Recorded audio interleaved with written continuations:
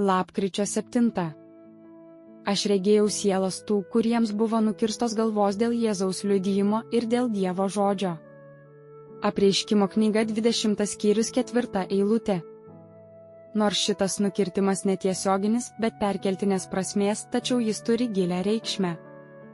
Jis reiškia ne tik mūsų valios mirtį, bet ir nukirtimą nuo visų kitų galvų, valdžių ir įstatymo davėjų ir pripažinimą galva tik Jėzų, kurį Dievas paskyrė bažnyčios galva, kuri yra jo kūnas, nes jis yra galva kiekvieno bažnyčios nario.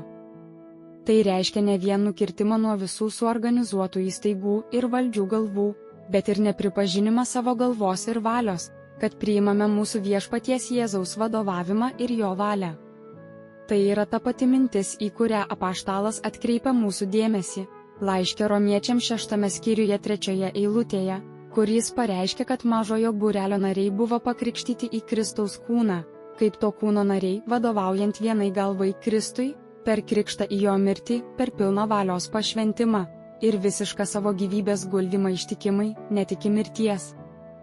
Nukirtimas, apie kurį čia kalbama, negali būti tiesioginis, nes tada Jėzus, Petras, Steponas, Jonas ir Tomas nepatektų į mažąjį būrelį, o turime įkvėptą įrodymą, kad jie nugalėjo. Be abejonės, taip galvojant ir daugelis kitų jo narių nepatektų į bažnyčią.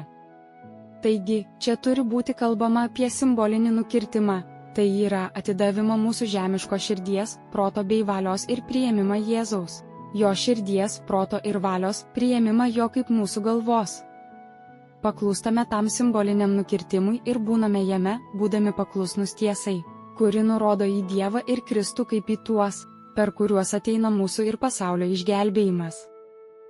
Klausimai: kokią reikšmę turėjo šis tekstas šią savaitę? Kokios buvo aplinkybės ir pasekmės? Aš regėjau sielas tų, kuriems buvo nukirstos galvos dėl Jėzaus liudijimo ir dėl Dievo žodžio.